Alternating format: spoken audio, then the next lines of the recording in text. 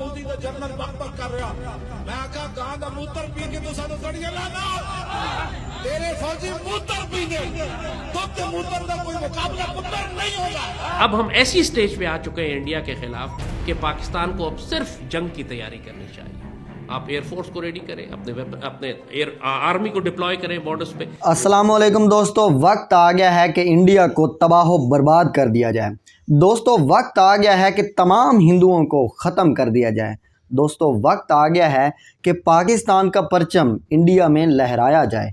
और दोस्तों वक्त आ गया है कि प्राइम मिनिस्टर मोदी को वहाँ से घसीट कर हमने लेकर आना है और पाकिस्तान में उसको सूली पर लटकाना है। ये है दोस्तों पाकिस्तानी मेंटेलिटी जो इस वक्त हम पाकिस्तान में देख रहे हैं। ऐसा नहीं है कि ये सिर्फ पाकिस्तानियों की मेंटेलिटी है इंडिया के बारे में, बल्कि इंडियंस की भी पाकिस्तान के खिलाफ बिल्कुल सेम मेंटेलिटी है। हम जैसे उनके कायदीन को, उनके लीडर्स को गालियां देते हैं, वो वैसे ही हमारे लीडर, हमारे कायद क़ायद आज़म मोहम्मद अली जिन्ना को आज भी उनको गालियां देते हैं। आज वो जिस तरह से पाकिस्तानी आर्मी को और हमारे इदारों को गालियां देते हैं, आज हम भी वैसे ही उनकी आर्मी को और हिंदुओं को ख़त्म करना चाहते हैं।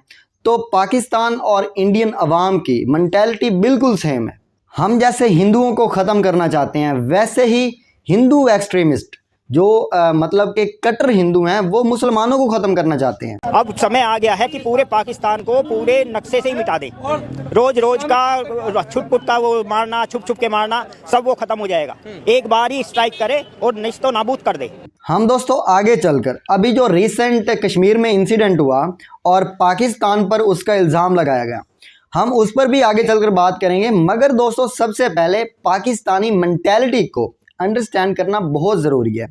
हमें यह जानना ज़रूरी है कि पाकिस्तानी और एक हिंदू, एक इंडियन, एक पाकिस्तानी इंडियन के बारे में क्या सोचता है और एक इंडियन पाकिस्तान के बारे में क्या सोचता है। आजकल दोस्तों हमें सोशल मीडिया पर हर पाकिस्तानी और बल्कि पूरी कौम, हमें कर्नल से कम कोई नहीं दिखाई देता। हर किसी ने जैसे अपने हाथ में बंदूक ली हुई है। इस सोच के पीछे एक पूरा कॉन्टेक्स्ट है। ऐसी सोच के पीछे एक पूरा हिस्टोरिकल बैकग्राउंड है। इस इंसान को देखिए, जैद जमान हामिद साहब। इस इंसान को दोस्तों मैं बचपन से सुनता आ रहा हूँ और पाकिस्तान में मेरे ख्याल से इस बंदे से ज़्यादा कोई आर्मी चीफ, कोई कर्नल नहीं है, ठीक है। और इस इंसान ने कुछ अरसे के बाद कुछ ऐसे रिमार्क्स देता है, बंदा हिल जाता है। उसका ना सर होता है और ना पैर होता है। 5 साल के बाद आप देखिएगा कि पाकिस्तानी चांद पे बैठे हुए होंगे। Turn around literally in 5 years we can be on the moon. हम पूरी दुनिया की फैसले पाकिस्तान से हो रहे होंगे। We'll be the super power of the world in 5 years। I guarantee you 5 years। मैंने कहीं पढ़ा। अभी 1 महीने पहले दोस्तों इसने कुछ ऐसी बातें की कि पीटीआई वाले इसके पीछे पड़ गए। इसकी बात करना दोस्तों क्यों ज़रूरी है इस इंसिडेंट के मुतालिक? उसका दोस्तों एक पूरा कॉन्टेक्स्ट है। उसकी वजह एक ये भी है कि इस इंसान की मेंटेलिटी का मैं खुद इसका विक्टिम रहा हूं। और यह भी हो सकता है कि मेरी फेसबुक आईडी पर इसका कोई ना कोई, इसकी हिमायत में कोई ना कोई इसका क्लिप भी शेयर हो। स्कूलों में बच्चों के अंदर एक लावा तैयार किया जाता है क्योंकि उनको मुतालिया पाकिस्तान और हिस्ट्री इस तरह से पढ़ाई जाती है जो अल्टीमेटली बड़ा होकर उसको फटने के अलावा कोई काम नहीं मिलता। वो हिंदुओं के खिलाफ फटता है या इसराइलियों के खिलाफ, उसके अलावा उसको कोई काम नहीं होता। और जैद जमान हामिद साहब, इनकी शख्सियत का, इनकी मेंटेलिटी मैं खुद फेस कर चुका हूँ और मेरे जैसे हज़ारों पाकिस्तानी इनकी मेंटेलिटी को फेस कर चुके होंगे। आज भी कई पाकिस्तानी, हज़ारों पाकिस्तानी आपको ऐसे मिल जाएंगे जो इंडिया को नीस्तो नाबूद करना चाहते हैं। ये है दोस्तों पाकिस्तानी मेंटेलिटी। अभी जो कश्मीर में पहलगाम इंसिडेंट हुआ और जो पाकिस्तान में उसके बाद पाकिस्तानी कौम का आप सोशल मीडिया पर उसका रिएक्शन देखते हैं, तो उसकी वजह सिर्फ यही है कि हमें बचपन से जिंगुइज्म ही सिखाया जाता है। आप तो सबसे सुपीरियर हैं, आपका काम बड़े होकर फटना है और आपने तमाम जंगें जीतनी हैं। आपको दोस्तों मैं खुलासा बता रहा हूं जो हमें सिखाया जाता है। एक्चुअली दोस्तों हमें बचपन से ही, हमारा मुआशरा, हमारे स्कूल्स हमें बचपन से एक ही बात सिखाते हैं कि आपने अगर अपनी पूरी ज़िंदगी में एक हिंदू या एक इसराइली को कत्ल नहीं किया, उसको मौत के घाट नहीं उतारा, तो तुम्हारी ज़िंदगी का कोई फ़ायदा नहीं है। मुझे पता है दोस्तों कि आपसे मेरी बातें हजम नहीं होंगी। आपको एक्चुअली दोस्तों मैं बात डायरेक्ट कर रहा हूँ, यहाँ पर कोई भी बात डायरेक्ट नहीं करता, मगर एक ऐसा इन्वायरमेंट क्रिएट कर दिया जाता है जो कि अल्टीमेटली ऐसा करने पर मजबूर करता है। और जब हमसे कुछ भी नहीं होता ना तो हम अपनी माइनॉरिटीज़ का गला दबाते हैं। जैसा कि मैंने पहले बताया, हमारे अंदर वो लावा तैयार किया जाता है जिंगुइज्म का। तो जब हम इसराइल या इंडिया के खिलाफ कुछ नहीं कर सकते तो हम अपनी ही माइनॉरिटीज़ के ऊपर चढ़ दौड़ते हैं। हमने पाकिस्तान के अंदर, जिसको हम आज़ाद पाकिस्तान कहते हैं, आज़ाद रियासत कहते हैं, हमने उसी रियासत के अंदर अपनी ही माइनॉरिटीज़ का कत्ल किया, उनकी बस्तियां जलाई। उनका जिम्मेदार कौन है? अच्छा, मुझे कई लोग कहते हैं कि आप पाकिस्तान का, आप रियासत पाकिस्तान का पॉजिटिव फेस क्यों नहीं बताते? भाई, जब एक पॉजिटिव चीज़ हो तो हम बताते हैं। और मेरे ख्याल में ऐसे हज़ारों चैनल्स होंगे, आपको यूट्यूब पर मिल जाएंगे, जो पाकिस्तान का पॉजिटिव फेस बता रहे हैं। और मुझे पर्सनली ऐसे लगता है कि असल मुहिब वतन वही है जो अपनी ही रियासत की नेगेटिविटीज़ बताए, ताकि उनको हल किया जा सके, ताकि अवाम को पता चले हमारी रियासत के अंदर कौन सी खामियां हैं। और अनफॉर्चुनेटली हमारे अंदर फिर हौसला नहीं है, हकीकत को और सच सुनने का हौसला नहीं है। और ऊपर से हमारे अंदर यह भी हौसला नहीं होता कि जब हम सच जान लेते हैं उसको एक्सेप्ट नहीं करते। हमारी ही रियासत के अंदर, हमारे ही पाकिस्तान के अंदर ऐसे ऐसे मसाइल हैं जिनको हम जानते हुए भी उनको इग्नोर करते हैं। क्यों करते हैं मुझे खुद नहीं पता चलता आजकल। हमारे अंदर सच को बर्दाश्त करने का हौसला ही नहीं है। हमें कोई अगर सच बताता भी है ना तो हम उसको गद्दार कह देते हैं, हालांकि हम ये जानते भी हैं कि वो बंदा सच बोल रहा है, लेकिन हमारे अंदर उस सच को बर्दाश्त करने का हौसला नहीं होता। बदकिस्मती से हम भी उसी राह पर चल पड़ते हैं जहां अवाम गलत चल रही होती है, ये जानते हुए भी कि वो गलत रास्ता चुन रहे हैं। हमने दोस्तों स्कूल टाइम ऐसा देखा है, आज दुख होता है दोस्तों, और मेरे जैसे हज़ारों पाकिस्तानियों ने यह फेस किया होगा जब हम भी इन जज्बाती नारों के साथ बह जाया करते थे। हमें भी पता नहीं होता था, और अब अफसोस होता है, अब बहुत पेन होती है। और ये पेन इस बात की नहीं होती कि हमें हकीकत का पता चल गया, नहीं, बल्कि पेन ये होती है जब हमारे सामने ही हमारी सोच, जो हमारी सोच ऑलरेडी एक स्ट्रक्चर उसका बन चुका हुआ है, वो टूट फूट का शिकार हो रही होती है, क्योंकि हम ऑल्टरनेटिव हिस्ट्री पढ़ रहे होते हैं। दोस्तों, स्कूल टाइम के ऊपर आपको पता था, हमें ऑल्टरनेटिव हिस्ट्री का पता नहीं था। हमें स्कूल टाइम के ऊपर दोस्तों ऐसे ऐसे सब्जेक्ट्स और ऐसा ऐसा मुतालिया पाकिस्तान पढ़ाया जाता था कि हमने अपनी तारीफ़ करनी होती थी उसमें। आपको पाकिस्तान में दर्जनों ऐसे लोग मिल जाएंगे जो बेवकूफ़ बनाते हैं पाकिस्तानी अवाम को। आप ज़ैद हामिद को ही देख लीजिए, इनकी बुक है स्पेशल, आप बुक वो पढ़ सकते हैं। उसका कंक्लूजन यही है कि अगर आपने पूरी ज़िंदगी में हिंदू को नहीं मारा ना तो आपकी ज़िंदगी का कोई फ़ायदा नहीं है। उस किताब को पढ़कर यही एक ही बात लगती है कि जैसे ज़िंदगी का मकसद ही हिंदू को मारना है, हिंदू को कत्ल करना है। और ये लोग अपने दिमाग का इस्तेमाल बहुत कम करते हैं, बल्कि करते ही नहीं हैं, इनके पास दिमाग होता ही नहीं है।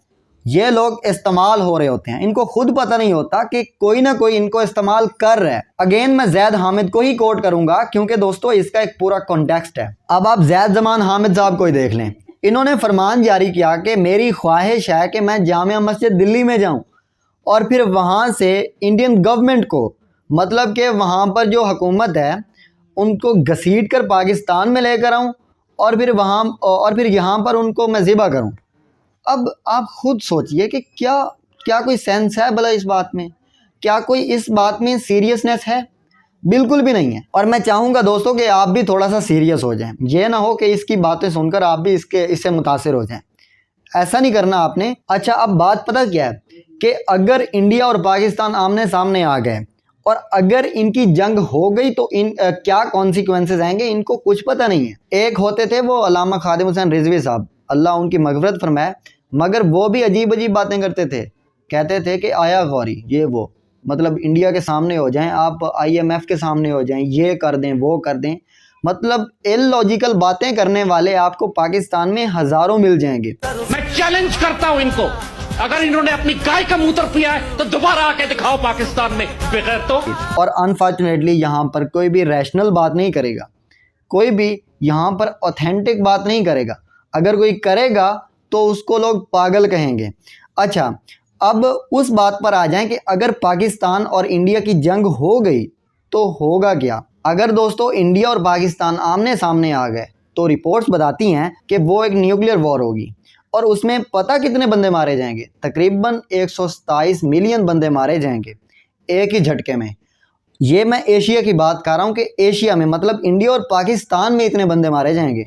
और उसके अलावा ग्लोबली तकरीबन 2 अरब बंदे मारे जाएंगे। उसके अलावा जो इन्वायरमेंट को असर होना है या मैरीन लाइफ को, वो अलग है। अब दोस्तों जो मैंने आपको कॉन्सिक्वेंसेस बताए हैं कि अगर इंडिया और पाकिस्तान आपस में एक दूसरे के साथ जंग में आ जाते हैं, अगर इनका क्लैश होता है तो कितने बंदे मारे जाएंगे, और मैंने कॉन्सिक्वेंसेस एक एक करके आपको गिनवाए हैं।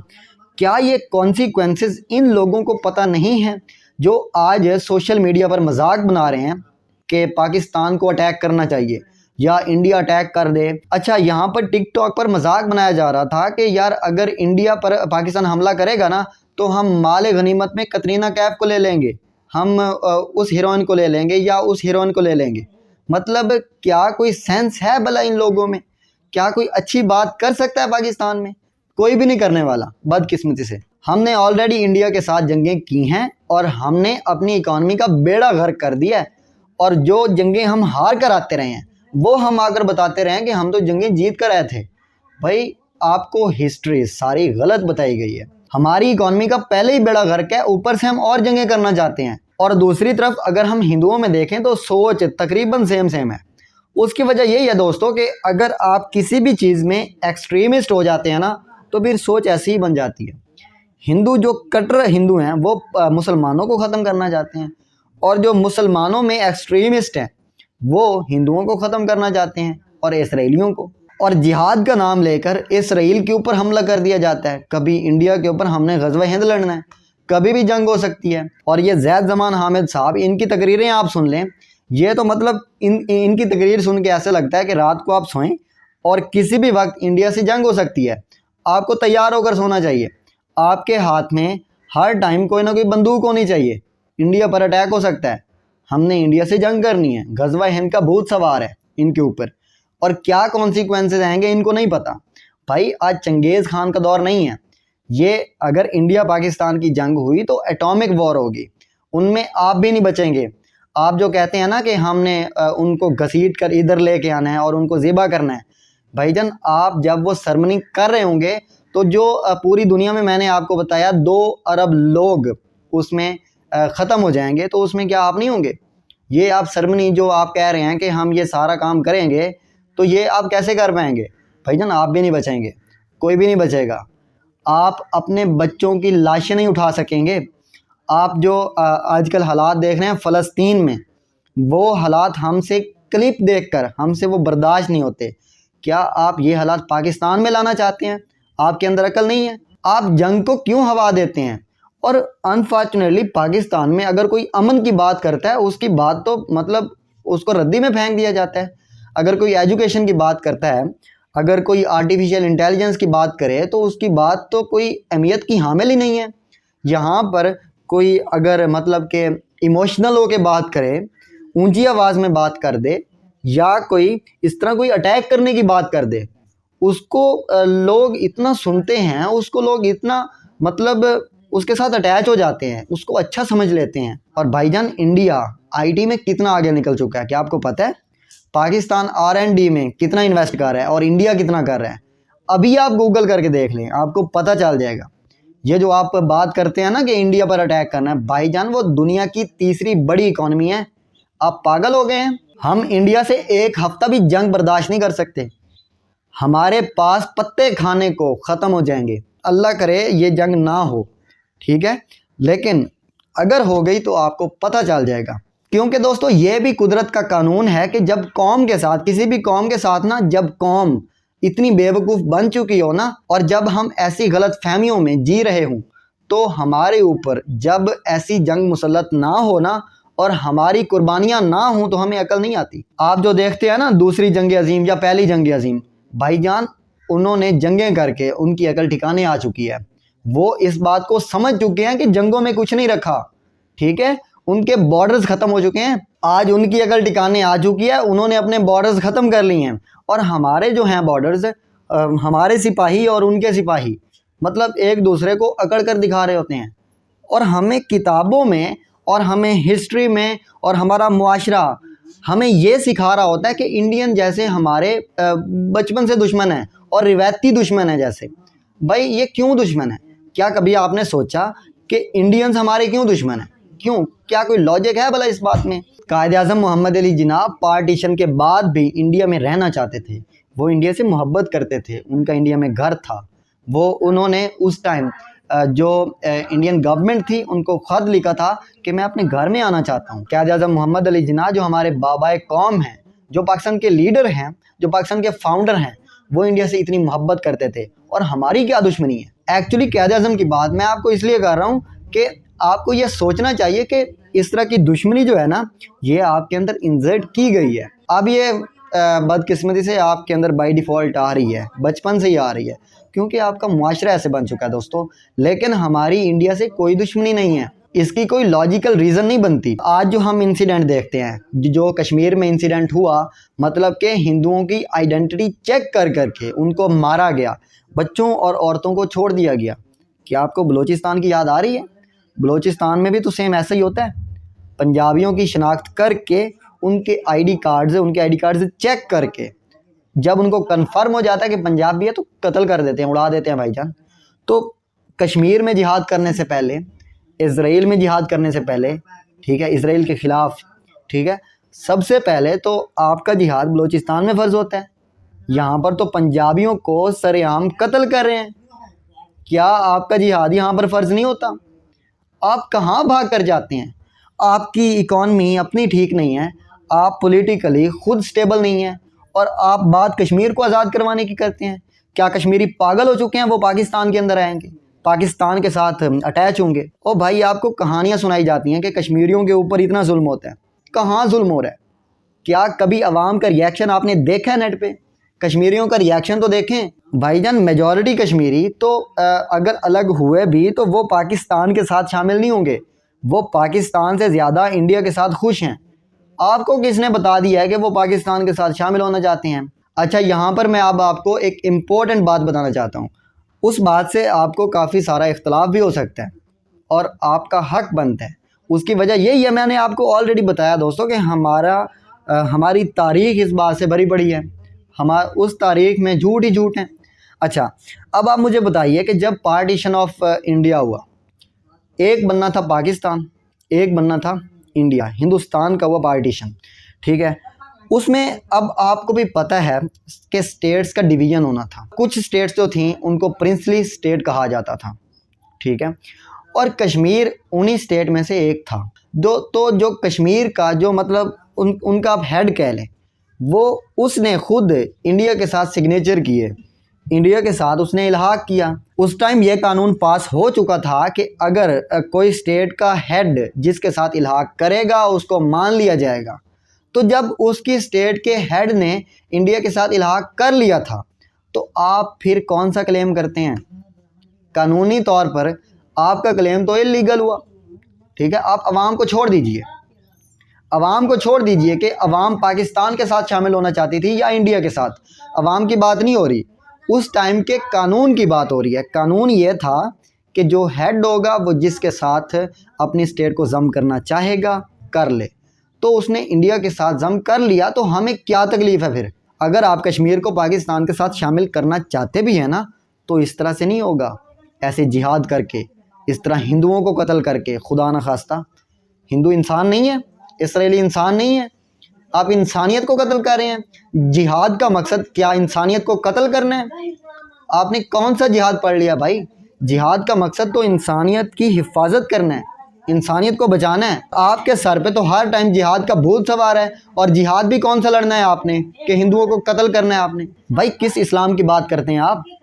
इस्लाम तो इंसानियत की हिफाजत करता है। और जो पहलगाम अटैक हुआ, वहाँ पर जिन्होंने अटैक किया, जो टेररिस्ट थे, वो स्प्लिट कहाँ से हुए थे भला? हमारे पाकिस्तानी ऑर्गेनाइजेशन, वो लश्कर तैयबा से स्प्लिट हुए थे। अब आपको समझ आ रही है मैं क्या कह रहा हूँ? पाकिस्तानियों पर इतना जिहाद का भूत सवार है। इन्होंने पता नहीं कश्मीर को आज़ाद करवाने के लिए कौन कौन से अटैक करवा दिए।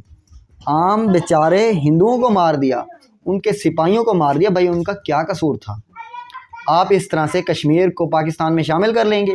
अच्छा, यहाँ पर एक और इंटरेस्टिंग फैक्टर को बयान करना भी ज़रूरी है कि इंडियन गवर्नमेंट का उस इंसिडेंट के बाद रिएक्शन आया, उन्होंने पाकिस्तान के ऊपर इल्ज़ाम लगाया। उसके बाद क्या हुआ कि पाकिस्तान भी जंग के लिए तैयार हो गया।